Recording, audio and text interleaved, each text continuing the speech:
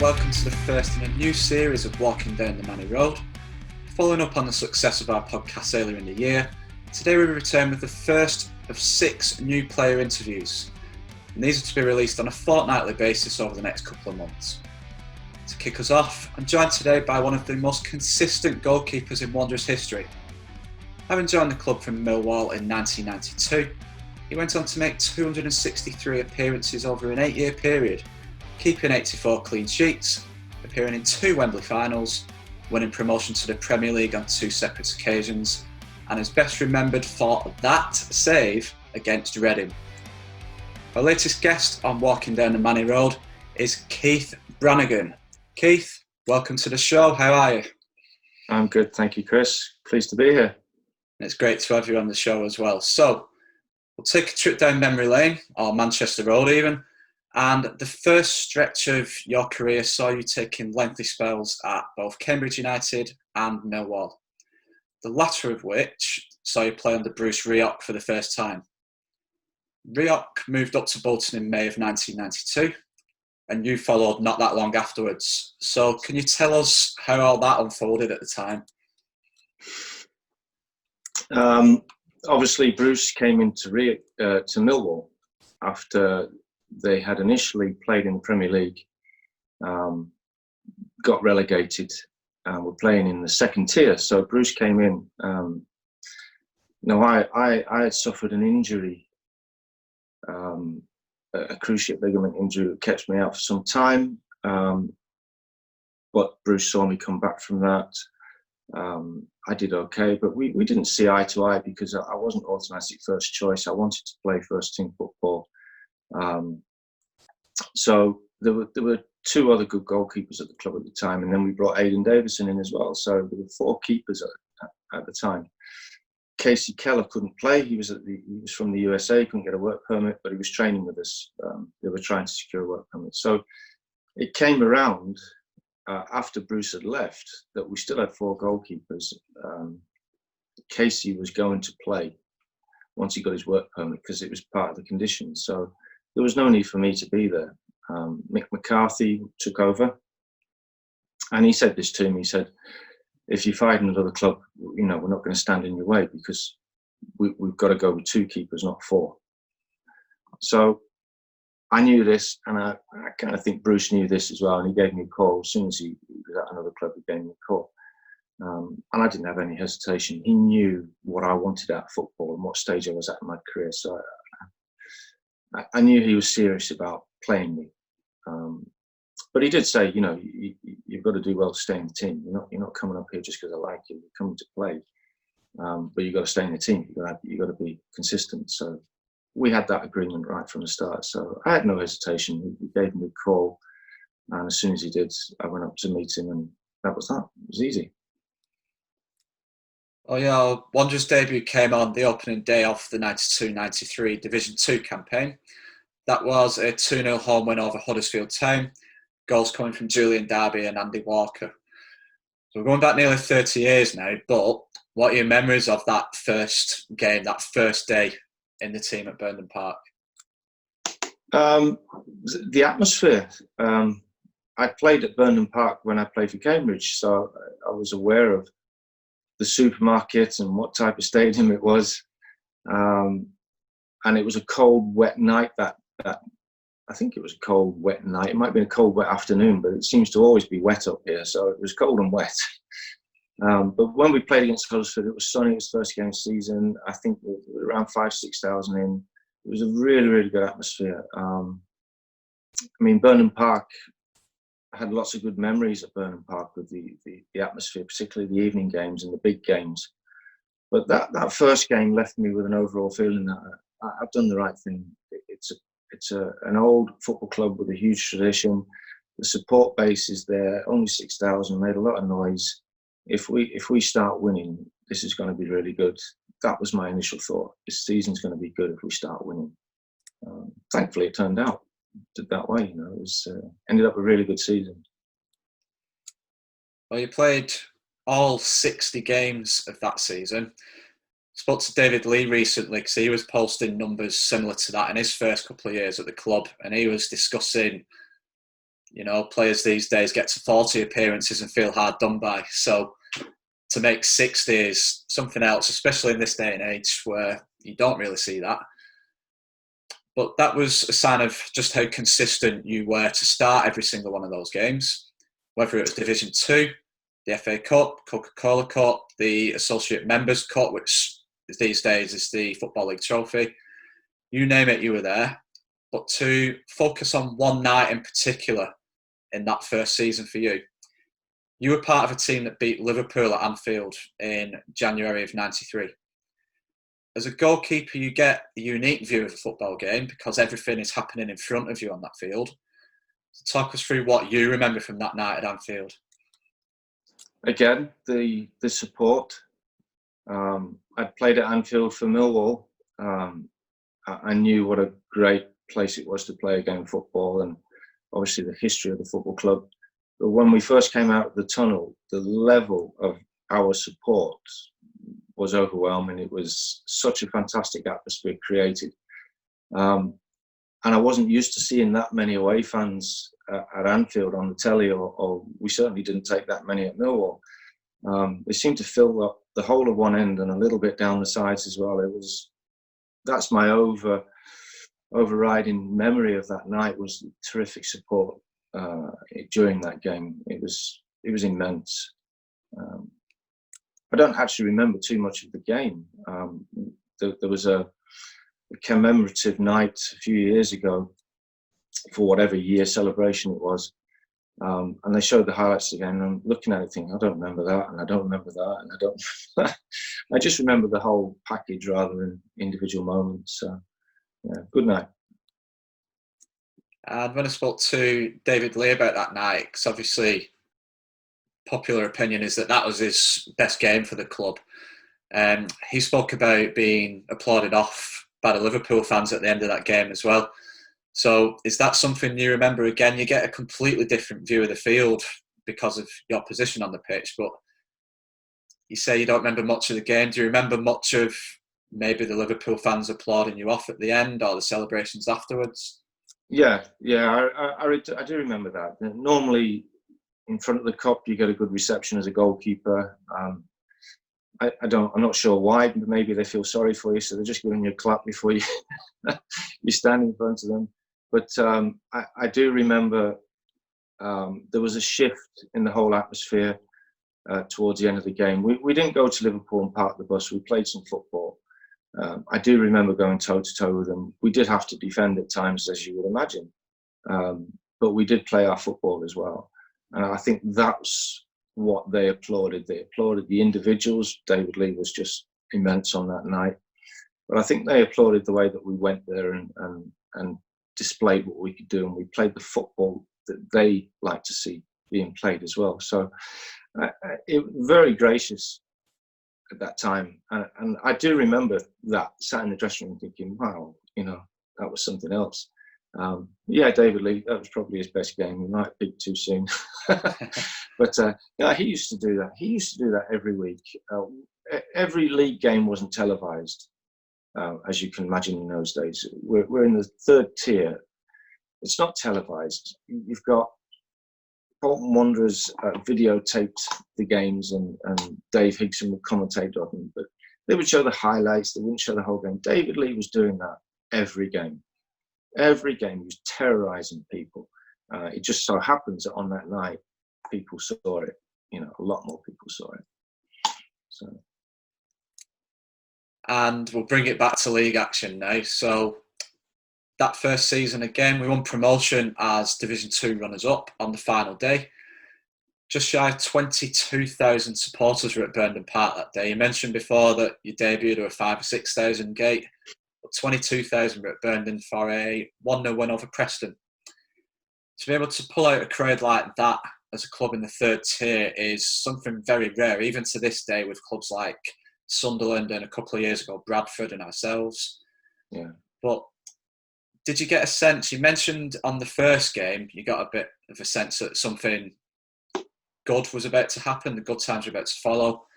But with 22,000 in that day and promotion at the end of it, did you get a sense that something special was about to happen in terms of that next step in the journey? I did. I felt that Bruce and Toddy had a plan. I felt that on the pitch was good. Off the pitch was good. The dressing room that I walked into in the first day was full of characters anyway. They had a good mix in the dressing rooms. It was quite strong. With what Bruce added to it, I could see that there's the direction they wanted to go in and the style of football. And I could see that the fans were always there. They just needed to be enticed back into the stadium. And the only way to do that is to win games of football, and people want to see what it's all about. You know, the momentum had started then, and it was important that we added new players and new signings, but we didn't change the whole atmosphere that was there. It was drip feeding quality in, slow and steady. And again, players respond to that, respond to the challenge. The squad grew. We had young lads coming through the youth system at the time who were given contracts. So there was competition in the dressing room. And it was a very strong dressing room too. So it was all building, you know, it's riding on the crest of a wave, so to speak. You can't seem to do anything wrong when things are going that way. It's the magic of football, and it's also the secret of football. If you can create that wave, you'll be in a job for life. It's a magical mix. It's very difficult to find, but when it's there, you know it. You just know it. I think that's probably similar to the position we find ourselves in now, except the atmosphere isn't a positive one. We've dropped down the leagues. It is a rebuilding job now for Ian Evatt, as it was for Keith Hill last season. So fingers crossed that a new perspective, some new faces will get us going again, just like it did in the early 90s, just before your time at the club. So we'll move on to that next step in the journey now, 93-94. It was a respectable season for Bolton. First season in the second tier, finished 14th. Never really threatened the playoffs, never in danger of really going down. A nice solid mid-table season for the first year back. But once again, just like Liverpool we mentioned a few minutes ago, it was the FA Cup's turn to take centre stage this season in a series of ties that were dubbed white hot by the local media. Now, again, we've already mentioned that Liverpool game of the previous year, but this time around it was wins over Everton, Arsenal and Aston Villa that got the headlines. So starting at Goodison Park, well, you have to remember we came from 2-0 down to win that tie. Talk us through that run of those three matches. So again, it's Everton, Arsenal and then Villa back at Burnham Park. For me personally, I didn't play in those games. I hurt my knee again in October. I think I needed an operation that was going to put me out for the whole season. I just finished off what I did at Millwall, basically. The club itself was buzzing with the cup runs. The league form, I think, you know, we all want to be challenging for promotion. But I think what you saw was an example of where the club needed to be in terms of squad size if they wanted to make a challenge and get out of that league. So the talent was there, but the strength and depth needed to be grown so that next season we could make some kind of challenge. For me personally, it's a difficult situation to be in because you want to be in touch with the lads, but you don't want to be around in your crutches or days when you're down, when your rehab's not going right. You don't want to be around them because there's something special going on in the team, and you don't want to be that long face in the corner. So it's you know, you're buzzing for your lads, you're wishing them the best, but you're not involved, and it hurts, and you want to be involved, and it spurs you on to work harder at your rehab. So for me personally, it was a case of very happy for the lads, but I was desperate to be part of it, and I wasn't. Although the club tried to not let that happen, they did involve. Bruce was very strong and not excluding anyone who was injured to keep them involved. And he used to say, "Come on, forget your rehab. Come with me today. We'll come to watch the training. The lads are going for a cup of tea. We're going to have a cup of tea somewhere. We're going for a walk. Come on, you can do that." So he was very good like that. He took me on a few away trips. for no other reason than just to keep me involved. And it just gives you an incentive to get back. So there's a lot of work in the background that supporters want to see, it's what makes managers good managers. They just know when you're feeling a bit down, or know what the lads need, and they're able to react and deal with it. So, but the atmosphere in the dressing room, as it was the previous season after just getting promotion, buzzing, absolutely buzzing. Massive games against big clubs. And again, they played football. We played football. We didn't just beat them by parking the bus and counter-attacking. We beat them with football. We took them on and beat them. So, it was a fantastic year in that aspect. But it also showed what we needed to do as a club to get to the next level, I think. You briefly touched on the impact that Bruce Rioch had on you during that injury there. I'm going to take a line from some other interviews. As I said before, I've spoken to David Lee. I know Alan Thompson has spoken to the club. And they both reference the tough side of Bruce Rioch. I think Alan Stubbs was involved in one point as well, Jason McAteer as well. And there was a story about one of them buying a sports car from a garage up Manchester Road, Bruce Rioch ringing the garage and making them take it back. That's obviously a sign of keeping feet on the ground, bit of tough love at times. So as much as he would give you an arm around the shoulder during a difficult injury, did he have it all in terms of knowing the man management on the good side of the coin, just like you, but then also getting tough when he needed to, in terms of maybe shutting down some of the showbolters of younger players, making sure they keep their feet on the ground? Yeah, he had the mix. He had that presence about him. If you put a performance in that wasn't the best, you weren't sure what Bruce was going to do. I do know that I've been surprised at times when you expect to be on the end of one of his blastings, but he would put an arm around you, and then when you thought you played well, it'd give you both barrels over something else. So I think that was all a lot to do with what was going on in his head and his thinking. So a lot of man management going on. Sometimes, I can't remember where we were, but we'd just been beaten narrowly, and the away, the home team, because we were away, had left a huge plate of sandwiches in the dressing room, and they went out into the corridor straight away. Bruce picked up the train, threw every sandwich out, and there were people outside in the corridors, directors and things like that, making their way to the boardroom. All these sandwiches came flying out of our dressing room. I can't remember where it was. So he'd fly off the handle from time to time. But he had a good mix. I mean, he was known for being a hard player. And you could see when his eyes went, you just thought, oh no, I'll just put my head down like that and not look at him, in case you were on the end of it.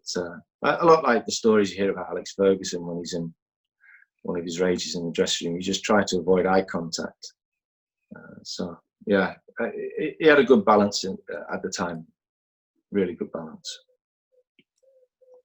Were there any characters in the squad at the time that would maybe take some of those team talks away from Bruce Rioch? Was there anyone that maybe not so much stood up to him, but if he's having a go, would someone say anything back, or is it just a case of sit there and take the feedback that's being given to you, constructive criticism, as they say? No, in the dressing room, there were plenty of arguments. By the time we walked off at half-time into the dressing room, we might have sorted quite a lot out. It's an emotional game, and you're full of emotion. And if you're going to have a go at someone, you'll have a go at them straight away. And there were plenty of arguments. And Bruce wouldn't be in the dressing room at the start of half time or full time all the time. He wouldn't be there, so we'd have a minute or two to just clear the air and what are you doing? Why are you doing that? And in terms of not necessarily standing up to him, but if you felt that he'd had a go at you unfairly, I think just about anyone in the dressing room would say, "Hang on, boss, no, I'm doing this, I'm doing that. I can't do that because of this." He wasn't. He didn't shout you down, but it was rarely wrong. To be fair, you just think, "Yeah, fair enough, boss. Yeah, you're right," and you just got on with it. And there was no sulking. There was no tantrums. The grown men in the dressing room who could take, you could take some criticism, both of teammates and of Bruce. It's part of what makes the whole team work. The fact that you treat it in an adult way, you get on with it, and you end up making it right and getting a result. You feel good. It's a process that works in football. I think there's no time for gentle persuasion. It's just get into it, get it finished, and get on with it. It's as simple as that. Like you say there, I think his record speaks for itself. He was very rarely wrong. So we'll bring it forward to 94-95 now. You mentioned you missed out on the cup games of the previous season. So let's talk about a game that you were involved in. And again, we'll stick with the cup runs. This was a season, again, for 94-95, that we reached the Coca-Cola Cup final. And ultimately, we lost 2-1 to Liverpool at Wembley this time. As history shows, not too many clubs from the second tier or below have ever made it all the way. So what was going through the players' minds maybe in the week or so leading up to that final? And how did you prepare for opposition of such quality of Liverpool? I think the club itself, the dressing room, the players, we did as much as we could under normal circumstances as normal. So the Liverpool game was treated as another game. We didn't know any other way, to be fair. We in terms of preparation, we just trained as normal. There was no special training. It was just, we always trained high tempo, high contact, trained for real. You trained as you played. Bruce would insist on shin pads in training because he wanted proper tackles. He wanted the training to be realistic. So that never changed for us. In terms of the day itself, it's a special day. Lots of things are different. The whole atmosphere is different. But once you go into that dressing room and the countdown to kickoff starts, you just zone into what you've got to do and the job you do. And we'd had lots of big nights, big games. And I think we've grown as a club in focusing on those games, and we were as prepared as well as at any other game, but nothing special, nothing different. It was just about another game in a big arena. And personally, I didn't think we played as well as we could have on the day. Maybe without knowing, it does, get to you. I don't know. I was disappointed with the day. I thought we could have played a lot better on the day.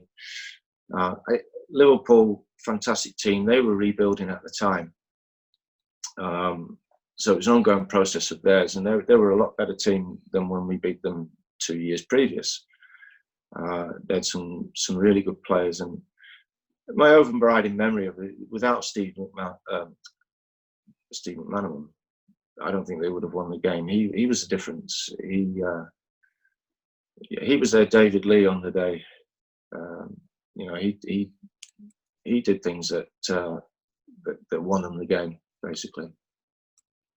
Yeah, and it's a bit of a strange one, Steve McManaman, because we all know he went on to have more success at Liverpool, went to Real Madrid, but because he didn't really have the same highs in an England shirt as players such as Paul Gascoigne, Paul Scholes that was on the way through, Paul Ince, probably isn't really thought of in the same regard, maybe away from Anfield as he is at Anfield.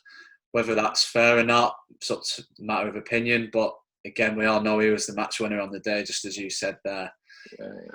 So we may have fallen at the final hurdle in one competition, but you were back at Wembley just a few weeks later, and this time it was the Division 1 playoff final against Reading.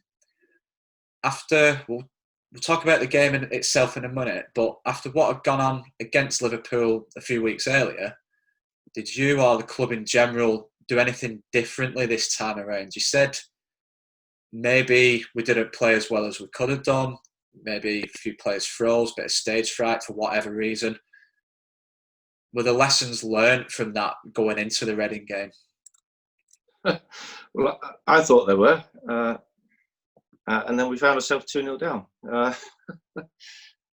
We once we qualified for the final, the club took us to Portugal, a training camp for, I think it was about 10 days between semis and the final. So I think we went for about 5 days to Portugal, and we trained in Portugal. So I think it just changed the atmosphere. It got us away from the training ground, something different. But we worked really hard in Portugal. So the preparation was slightly different in that aspect. In terms of what we did on the pitch, there was no different. It was training again as normal. Going to Wembley so soon probably didn't seem as daunting. From my point of view, it was there's Wembley. Yeah, I've been here a couple of months ago. Not bothered. Let's get the game played. But that was my own opinion of it. Whereas the first time I went, it was like, wow, it's a really good place to come and play football. So my thinking was definitely different. I can't speak for the others, but I just thought, I just want to get the result. I don't care if it's Wembley or anything. I just want to get the result and get in the Premier League. So, yeah, I think my own personal thoughts were slightly different. But in terms of preparation, no, nothing was different. It was still train hard, play hard, from that aspect anyway. Okay, so we all know how events unfolded. You've said yourself, we're 2-0 down inside the first 15 minutes and probably would have been out of sight but for your penalty save from Stuart Lavelle. Forced extra time, getting back to 2-2 before going on to win 4-3 and ultimately clinching promotion to the Premier League. Now, it's not often a goalkeeper concedes 3 goals and leaves the stadium with legendary status. So, talk us through your memories of the day itself and the importance that one save had, not just on the game, but perhaps your career at Bolton in general. I used to get a little bit annoyed when people come up to me and just remember one save, and I just think it's just a penalty save. I had played quite a few games and thought I'd made better saves in better games. But as the years have gone on, I get it. I get the impact. I get what it was all about. And if that's how I'm remembered at the club, that'll do for me, because it means I've had an impact somewhere, and I've done some good at the club that people can remember. So I'm fine with that. But it was just a penalty save, and we were 2-0 down, and we still had to go and score goals. And for me at the time, nothing's to celebrate. I've just saved the penalty. We need to win the game. I understand looking back at it, turn the game around and the atmosphere changed and we had some momentum. But I think the biggest thing was the substitution at half time that Bruce and Toddy made, bringing Fabian on. That Fabian was quick. He was frighteningly quick. So we had a pace threat up front. It changed the game for Reading. We put the extra man up there. Suddenly the whole game turned around. But for me personally, it didn't matter to me. I'd saved the penalty, that was it. There's still a game to win. No one came and patted me on the back or celebrated, because we had a job to do. We had to go and score goals, and I saw the game back, and didn't realise it took so long to score the first goal. 70 odd minutes. It was, but I knew at the time we were going to score, because we were really piling on the pressure. It was only when you look back and reflect, you think, what would have happened if we were 3? To be honest, if we were 3 down, I still fancied us to do something if we'd have made the substitution. I think that was the key. My save helped, but the key was the substitution. Players were playing out of position and playing for their lives, basically. And it was very much a group effort, and I'm really really pleased that I played a little part in it, because goalkeepers don't often get that opportunity to have an influence. You know, we're there to take the stick mainly. So, yeah, it was. I get it, but sometimes I don't get it. It wasn't me that did it. I just played a small part. You know, it was the club in general and the atmosphere that did it. You know. Very humble, in my opinion. That I think you deserve the credit, but each to their own, I suppose, isn't it? Okay, between winning promotion and our first game back in the top flight in 15 years, it was 1980 when we dropped out previously, there was a change in management as Bruce Rioch left for Arsenal. Now, we've discussed the role he played in your career at Millwall and Bolton. So, how much of a blow was it for him to leave? And did it ever cast any doubts on maybe your own career at Burnham Park at that time? Obviously, we got back to the Premier League. You yourself joining the club when we were in the third tier, making that jump up 2 divisions. But for somebody who was that important at not just one club for you, was there ever any doubts that things might change? He knew that I wouldn't be a backup keeper at that point in my life. Dave Seaman was going nowhere. If he was to take me to Arsenal, it'll only be as a backup, and I didn't want that in my life. It's such a short career. I wanted to play games. There would have been time in my career to be a backup. I understood that. So even if he wanted to take me to Arsenal, it would have only been as a backup, and I wouldn't have done it. He knew that, and I knew that. As you know, to get an offer to go to a massive club would have been hard to turn down, but it didn't happen because he knew I wouldn't. At that point in my career, I was playing, and that's what I needed to do. I needed to finish my career playing games of football, not being a backup. And he knew that from my Millwall time. He knew that. So I don't think that was ever on the table. It was never going to happen. And I was comfortable with that. I was happy with that. As far as I saw my career was at Bolton Wanderers, because we just won promotion to the Premier League, and we just had 3 great years. So that's all I wanted, was to play Premier League football, Bolton Wanderers. And I think Bruce knew that too. I was getting what I needed. I was getting first team football in a great club. In terms of the football club, I don't think the club were ready for Bruce to leave. Toddy, I'm not sure whether he had any transfer targets lined up. I'm not sure whether Bruce had any transfer targets lined up, whether they discussed it. I don't know how it was all left, but I get the feeling that when Bruce decided to go to Arsenal, and to be honest, he had to. You don't get asked twice.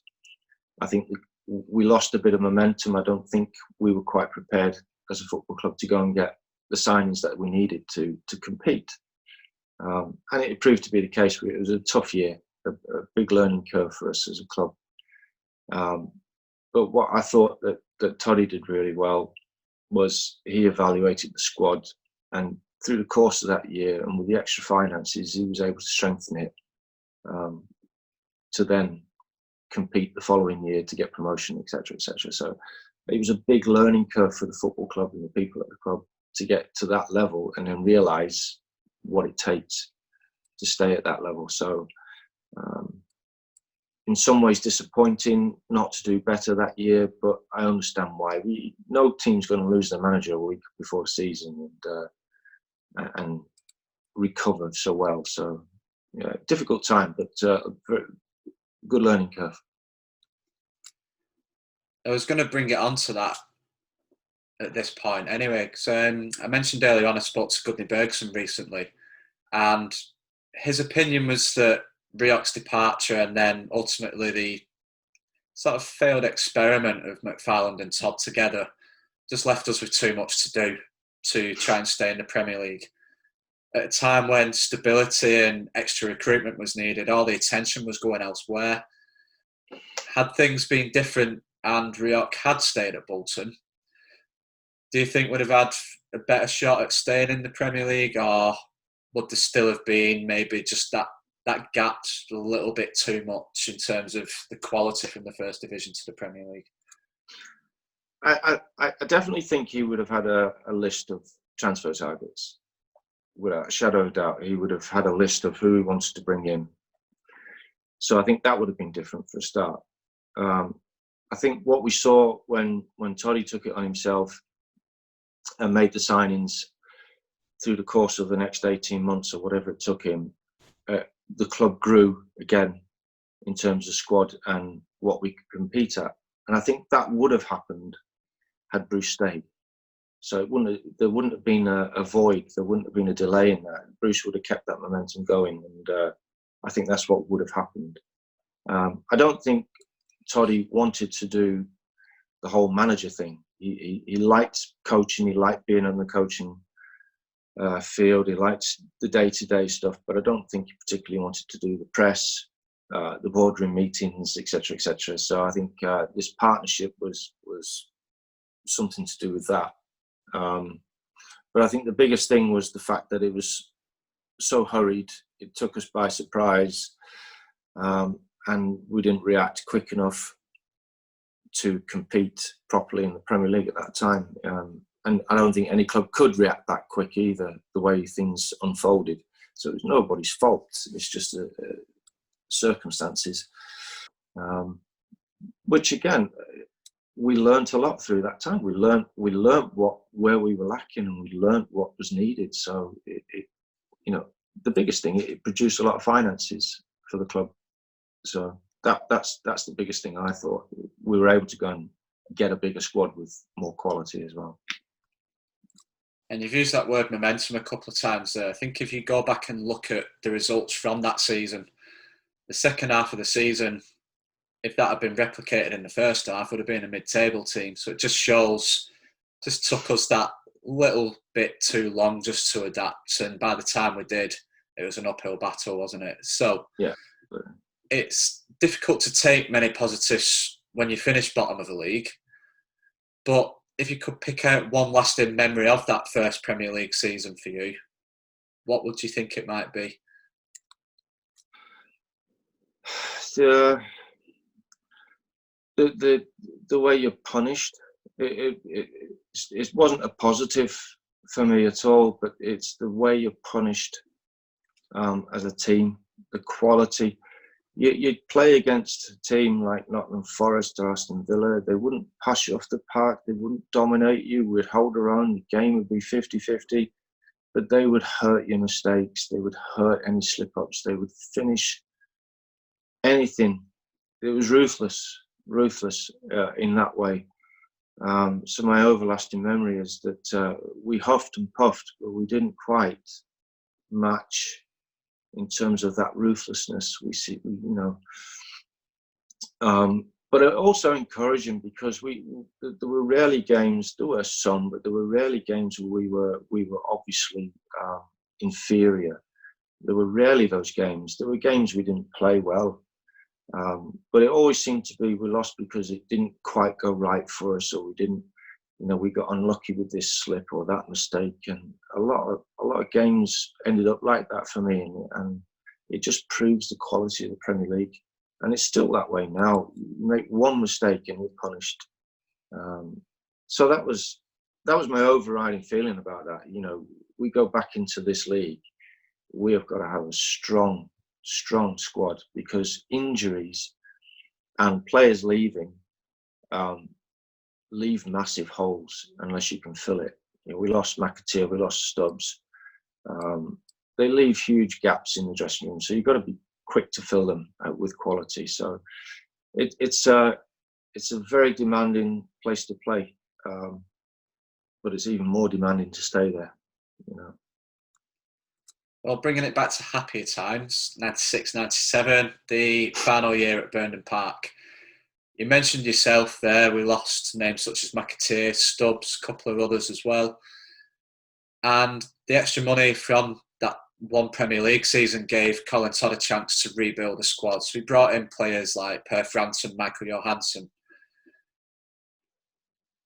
So that squad that had been picked apart, it really couldn't have gotten much better that season in the end. So 100 goals, 98 points, should have been 100, as we won the Division 1 title with an 18-point gap over Barnsley, who finished second.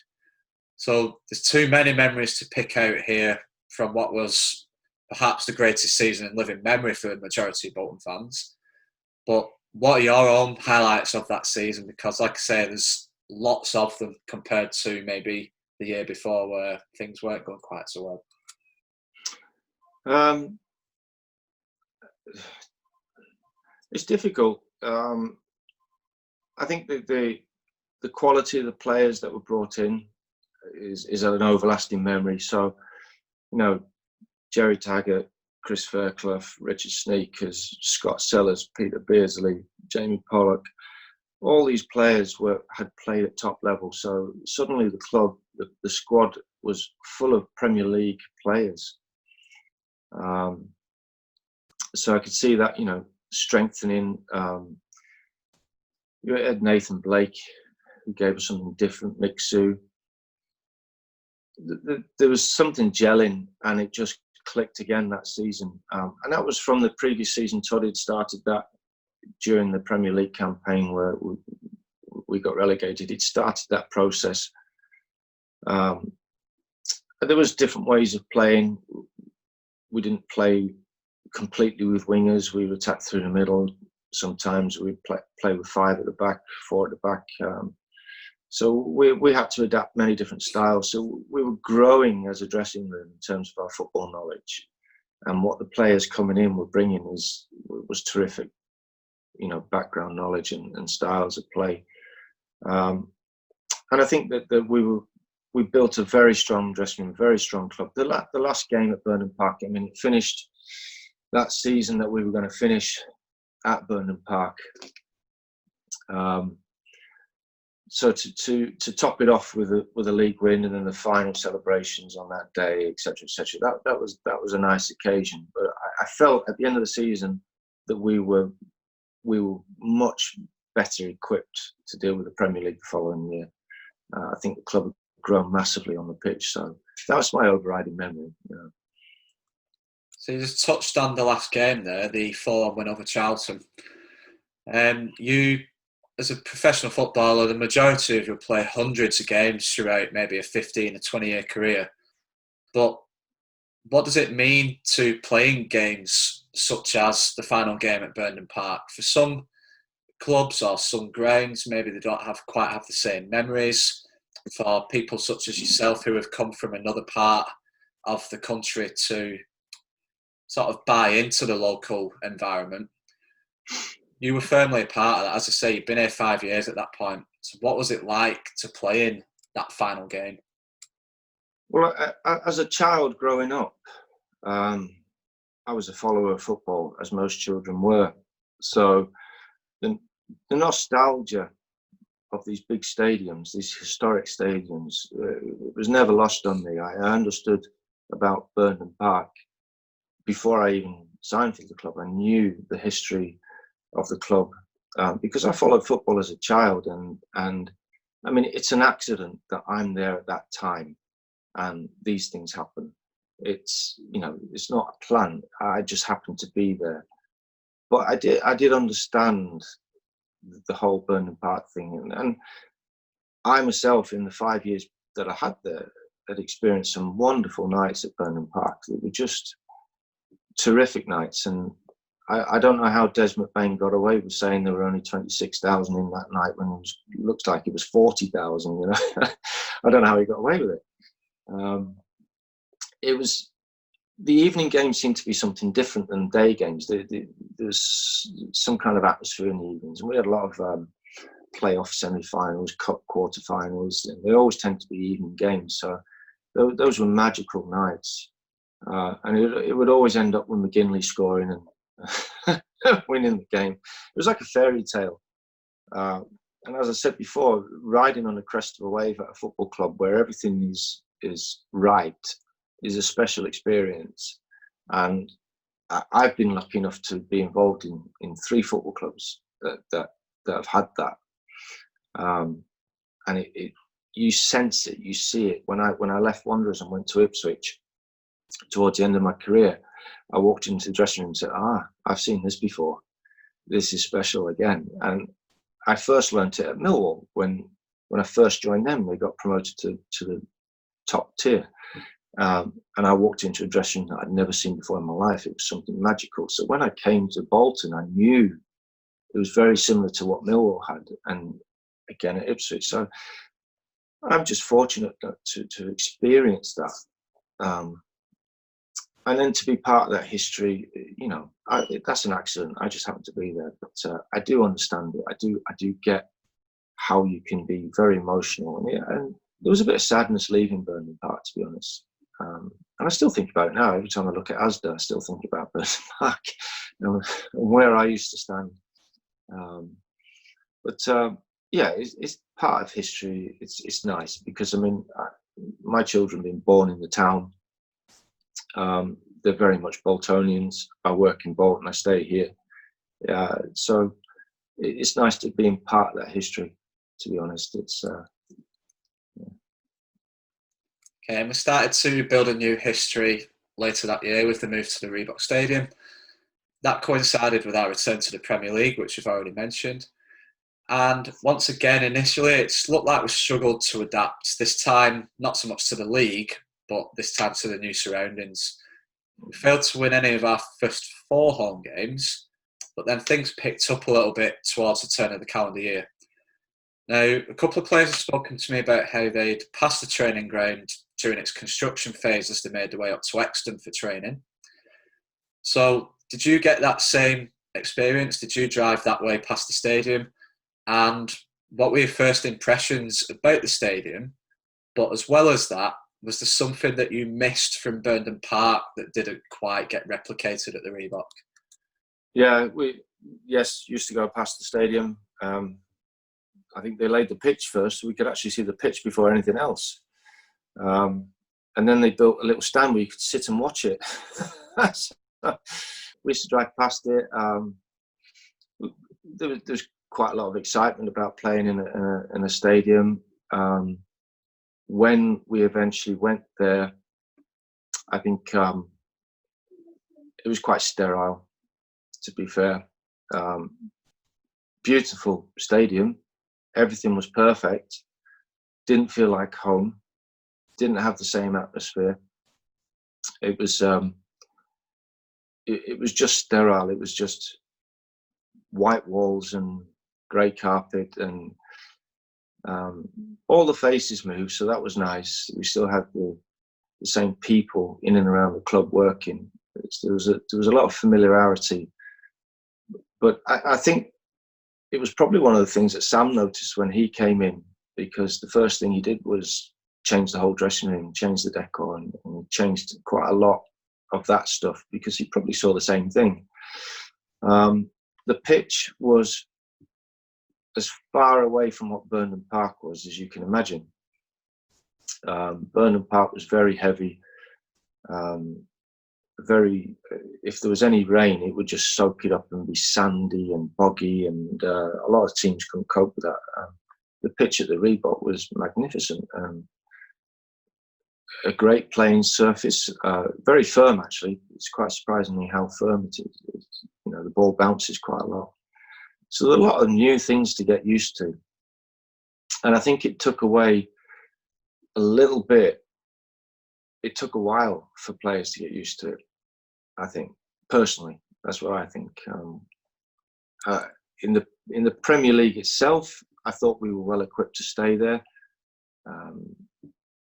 And we didn't quite make it, which was sad, because I would have liked to have done that. What eventually the club did, I would have liked to have been part of that, which I couldn't be. But I thought we were all geared up to be quite decent in the Premier League. It's not relegation material, that was for sure. Okay, so we recap the relegation of 2 years previous to that, where there couldn't really have been that many complaints. This time round, it was a completely different story. Losing at Chelsea on the final day sent us down on goal difference, and it was Everton that stayed up. Straight away, attention turned to the very first game at the Reebok, Bolton versus Everton, 0-0 draw. But if goal line technology had been a thing in those days, we'd have won 1-0 and ultimately stayed up. Yeah. So again, can't have that many complaints about 95-96, but this time round, going down on goal difference in those circumstances must have been a tough one to take. There were a lot of tears at Chelsea in the dressing room. Quite a few tears. In terms of goal line and whether the goal would have been given, we still had 30 odd games to play. So it's down to us ultimately. It wasn't the referee's fault or whatever. We didn't stay up because we didn't get the points. It's as simple as that.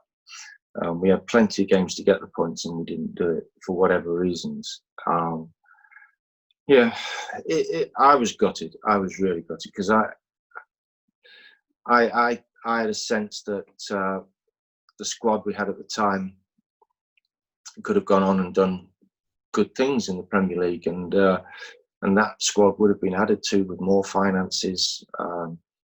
So I had a feeling that we probably wouldn't be as strong as that again for a while, because we were bound to get poached for some of the players once we go back down. So I was gutted, absolutely devastated, and a lot of players were as well. There was a few tears, that's for sure. It's nice to know people care as well, because you don't so often get that these days. You will get people who genuinely do, but then on the flip side, you'll get other players who have already got one eye on the exit door before that full-time whistle's even gone. So again, it's nice to know, and it's quite obvious when you look back as well at some of the names that are in that squad that people did genuinely care. So in quite a sad way, really, that particular relegation pretty much spelled the end of your Bolton career. You still had 2 years with us, but there was a combination of injury and the emergence of a young Jussi Jääskeläinen that restricted you to just 18 further appearances in those next 2 years. Did you get the feeling that the good times are sort of coming to an end? And again, I mentioned Jussi there. What was he like in those early days? Yeah, I started to pick up niggling injuries. It kept me out for spells. I think did we get to the playoffs that first year? Yeah, we got to the playoff final. We lost to Watford that season. Yeah, and I didn't play then. I had surgery on my groin that I'd suffered with a groin injury for quite a while. It's as a result of kicking medicine balls on Burnley Park Bog. So I eventually I couldn't go on any longer, and I had to have an operation. So it kept me out for long spells. Jussi came in, massive potential. We got some great work done with each other. He learned a lot in a short space of time. He had a spell in the team which was very good for him in terms of learning. I don't think he was quite ready to play regularly at that point, but he certainly learned a lot. And then when eventually he did take the jersey, he went on to prove what a good prospect he was at the time. If you got 3 words out of Jussi in a day, you've done well. He was young. He spoke Finnish all the time in training. Very little English, but his English was better than he kidded on. So he was more a listener, I think. But he was a prospect. We had Steve Banks at the club as well. He was brought in. We had very, very good goalkeepers at the club. Me personally, I thought I've got to try and get back in the team here. These are 2 good goalkeepers, and it was a tough time for me in terms of niggling injuries. It's the only time I've gone through niggling injuries that I've been lucky up to that point. We lost players that season, or it's around that time anyway. We started to lose some key players, and so I felt there was a little bit of rebuilding going on. And when we didn't get promoted, I think it wasn't long the following season before Toddy went. then Sam came in. And again, I started that season and got an ankle injury at the Reebok, which turned out to be a lot worse than what it was. It put me out for 3 months, I think it was. And that was so frustrating from my point of view, because we got a new manager coming in, and all you want to do is play and show what quality you are, and I can't do it. I'm hobbling around on one leg, trying my best, and it was really frustrating. And as it turned out, the way the contracts were, mine was up first. And when you've got a club that hasn't got another parachute payment as big as the last one coming, they're going to trim the squad. And I could see the writing on the wall a little bit. I could think, unless he manages to sell Jussi or Steve Banks, I'm the one that's going to go. Which I didn't want to happen at all. I was desperate to stay at the club. So, but it turned out that way. I eventually left because of the contract situation. I might have gone. Sam might have not fancied me. I don't know. We never got to that point. It just got to the point of, you're the one out of contract. We can't offer you a new one. So the circumstances of I left was purely business in my mind. Sad time for me, because I didn't want to leave in that manner. I had only playing that many games and so few appearances over a 2-year period, but it was complete opposite of what I wanted in my career. I wanted to play every week up to a certain point. So it's sad times for me personally. The club was in a rebuild process again. But still, big club, massive club, deserved to be in the Premier League. And what Sam did after that was exactly where the club needed to be. And all the hard work previously had gone in, paid dividends, I think, for those Premier League days. And just before we move on to what was your next step, which was the move to Ipswich, something you've said there just sparked my memory. So I've dragged up an interview on my screen now with Fred Barber. And Barber was at the club in different capacities, part-time, full-time, for 16 years up until 2012. And the interview that he gave was in the Bolton News, and it's about Adam Bogdan and how much when he first arrived at the club he was complaining, saying things are different to what he was used to back at home.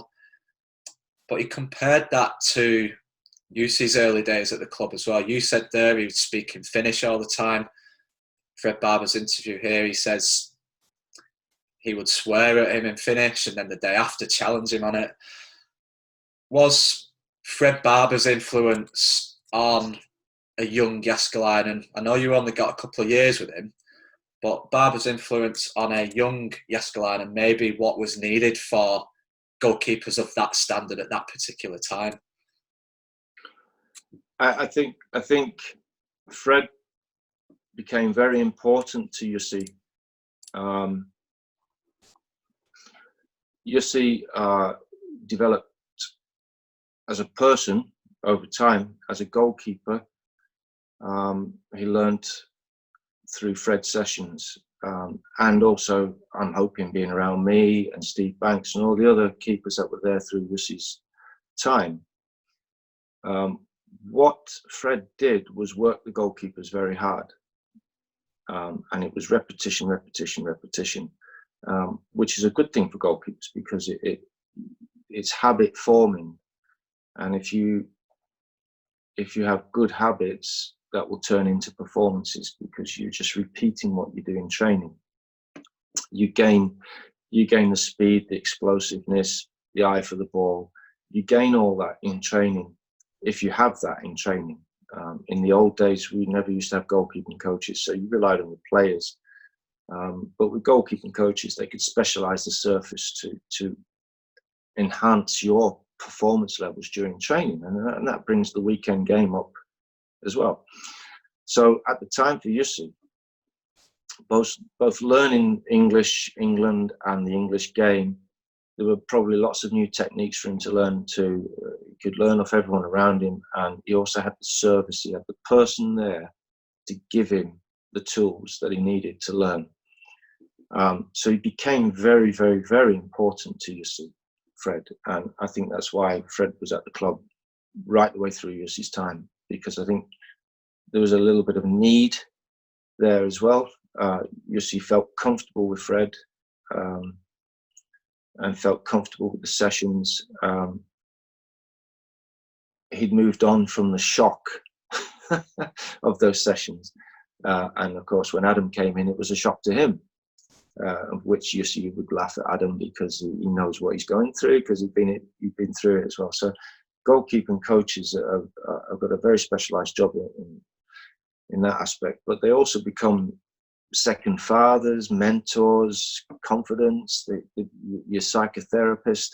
They wear all these hats, and I think definitely Fred was more than just a goalkeeping coach to Yussi.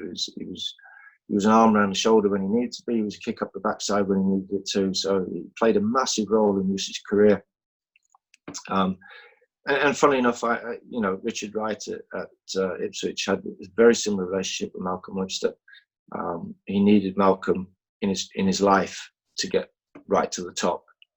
Which it's a unique relationship, but you see, he did it without him. He moved afterwards, played at West Ham without Fred, but he very much matured by then. He was comfortable in his own mind, but he did need that specialist coach, and Fred happened to be the one who was there at the time. So it was a good relationship. It was nice to see it working. And I think it's quite rare, really, that you see supporters having fond memories of not just any normal coach, like a first team coach or the assistant manager maybe, but a goalkeeping coach. Every single time that vacancy seems to come up at Bolton, Fred Barber's name is the one that the fans want. And it's quite strange, really, to look back and reflect when you think it's 8 years since he left the club. But he's left his mark, because obviously he came in towards the last 2 or 3 years of your time at Bolton, but from your arrival at the club to Yussi's departure, we had 20 years there of consistent goalkeeping. Yeah, there were number 2s, number 3s, young kids coming through, but for a large part, between yourself and Yussi, we had 20 years with only 2 goalkeepers there. And I think that says a lot for you two as players, but also the people behind the scenes that keep you motivated, keep you fit as well. So credit to Fred Barber. And again, it's probably not so much of a secret to see that without that consistency in these last 10 years or so, look what's happened to the club. And hopefully, as we said at the top of the show, that's something Ian Evatt can start to build with the modern day club. So we'll bring it back to you and your time after Bolton now, as we start to bring this to a close. You moved to Ipswich in March of 2000, if my research is correct there, and that initially was on loan. In an almost inevitable twist, you came up against Bolton in the playoff semi-finals just a couple of months later. Our supporters remember that game at Portman Road for all the wrong reasons, Barry Knight. But how would you paint that story? You're an unused sub that night, but for someone that was involved in the opposition camp, it can't have been easy having one foot sort of in both clubs for such an important tie. It was surreal. It was. I talked to Sam about my future at the club, and the club were needing finances, so they couldn't afford to keep me on. But if he sold Banksy or Yussi, then he would call me because they needed to generate money. So there was a situation where I could be at Bolton Wanderers next year if one of them went in the summer. I could be at Ipswich next year because they were keen to have me as a number 2 to right. So I'm sat and watching this game swing backwards and forwards, thinking, well, personally, that result's okay for me, and then personally, that result's okay for me. So it was weird in that sense. In terms of football, and if I was asked to go on the pitch, I would no hesitation about doing my job and being professional. But being on the outside somewhat, looking at it and watching my teammates, ex-teammates, in despair at some of the decisions that are going on. And I think there was one point that Mr. Knight had made a decision. I'm actually saying, no, don't lose your heads. And I'm talking about Wanderers players. I'm saying, don't lose your head. I'm thinking like a Wanderers player. I'm sat wearing an Ipswich Town strip, and I'm saying, lads, in my head, calm down, don't lose your heads, because it was all going against them. But I'm also sat there thinking, my future isn't concrete at Wanderers. Ipswich have asked me to do this, and I saw something special. So in the end, when the result was the result, I could look to that part of my career. I was quite prepared to go and be a backup. I was at 34 at the time. What I wanted to do was play until I was at least 40 as a backup goalkeeper. I saw that there was a need for good backup goalkeepers of experience, because it's a rare commodity in clubs. You've always got one or two hungry keepers wanting in the team, where if I could be an experienced backup, I would fulfill a good job for a manager. So that was my personal plan. And Ipswich looked like it was the club where I was going to do that. And it turned out that way. But on that night, it was just weird. It was really, my heart was with the lads who were getting all these decisions off the referee. But my professional head was at Ipswich at that time. Well, the only thing that could probably have been worse was if it was the final and not the semi-final. Yeah. Because if hearts were broken after a semi-final, imagine what it would have been if we'd have lost that final 2 years in a row. So, Again, you made it into the final, and it was Barnsley that you played at Wembley. And Ipswich won that game, which gave you a third promotion to the Premier League in 6 seasons. You signed a permanent deal, ending your 8-year stay at Bolton. And Sam was manager at this point. So you've already sort of mentioned your final few months at the club, so we won't go over that again. But in your limited time with Sam Allardyce, how would you describe him? Because at that point, it was the very beginning of what was a long journey. I was liking what he was doing. We did a lot of new things. We had video sessions in the afternoons. He shook the club up in terms of traditional ways and turned it around to his method, his ways.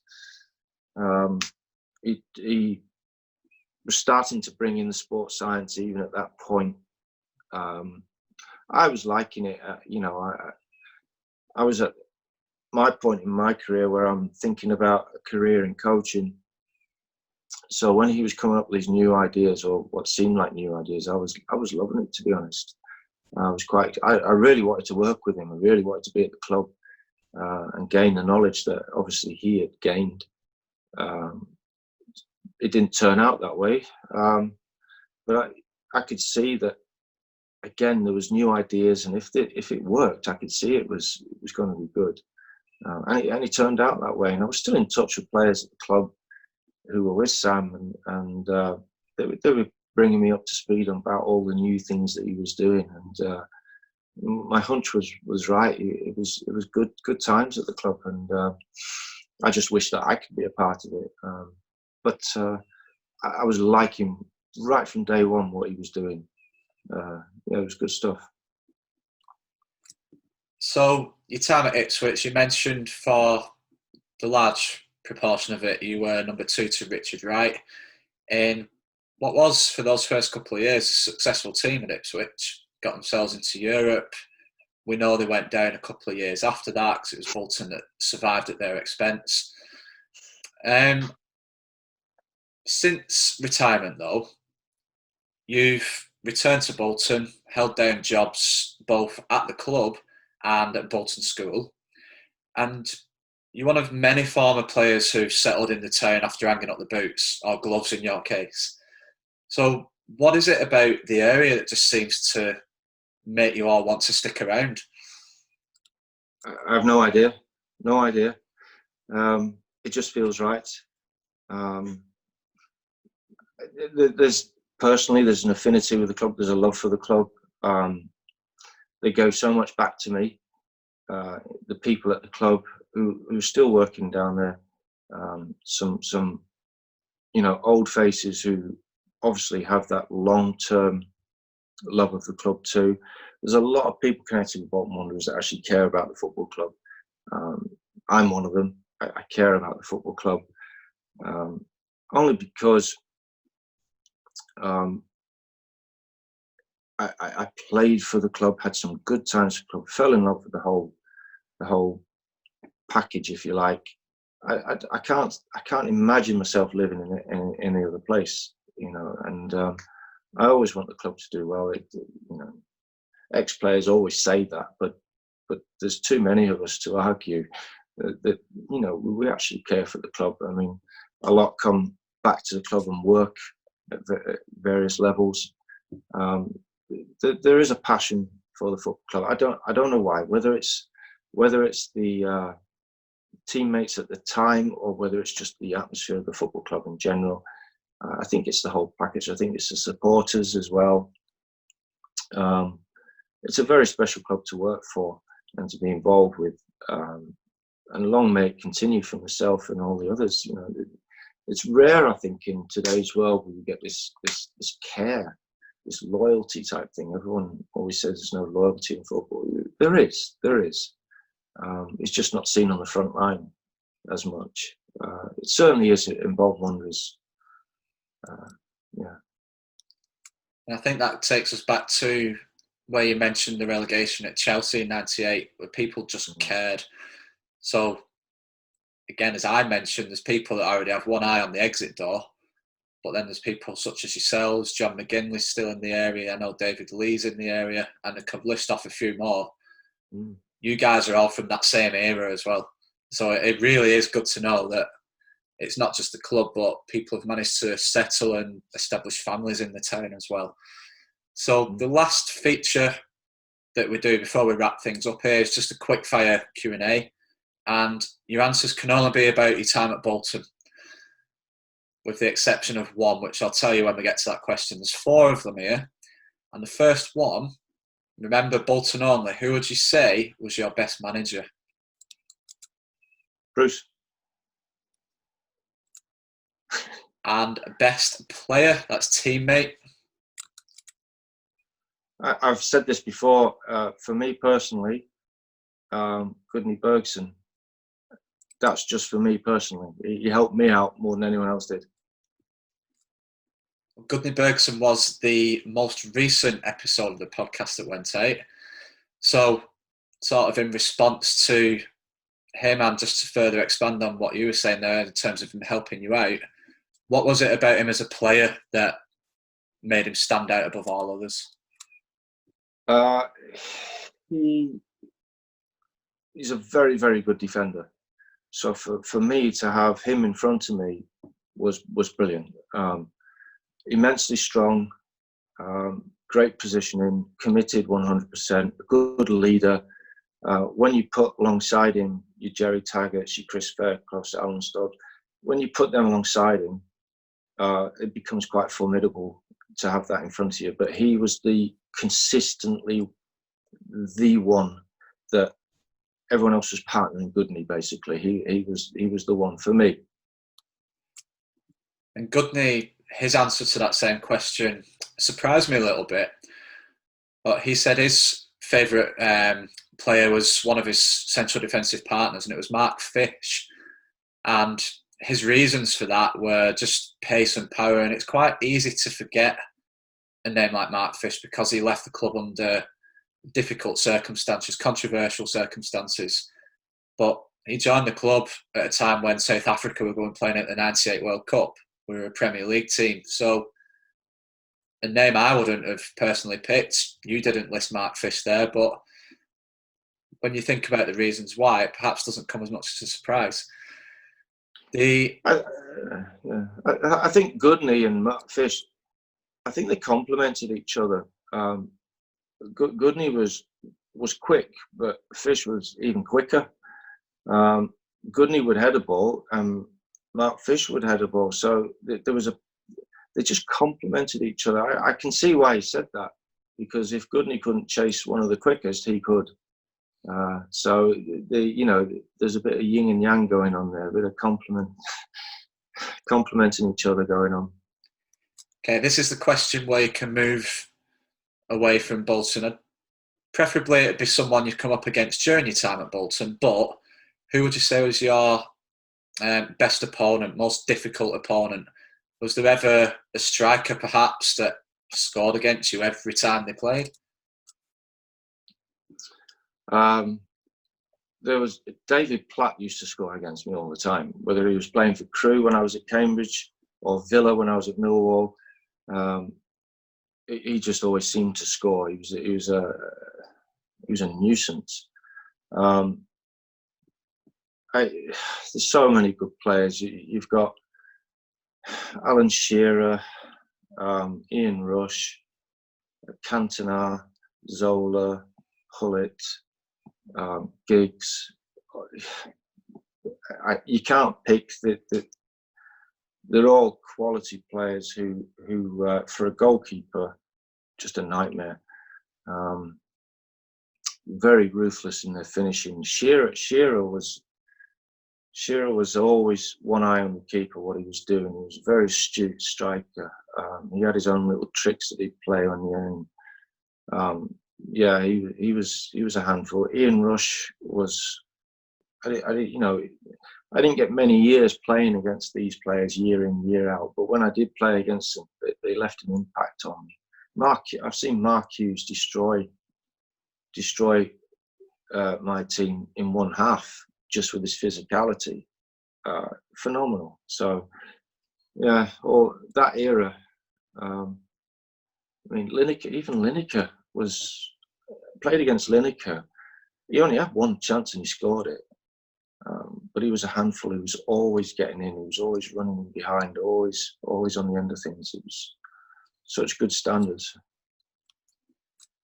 And then again, we'll just bring it back to Bolton for this final one. There's quite a lot to choose from here. But what is your favourite memory of your 8 years at Bolton?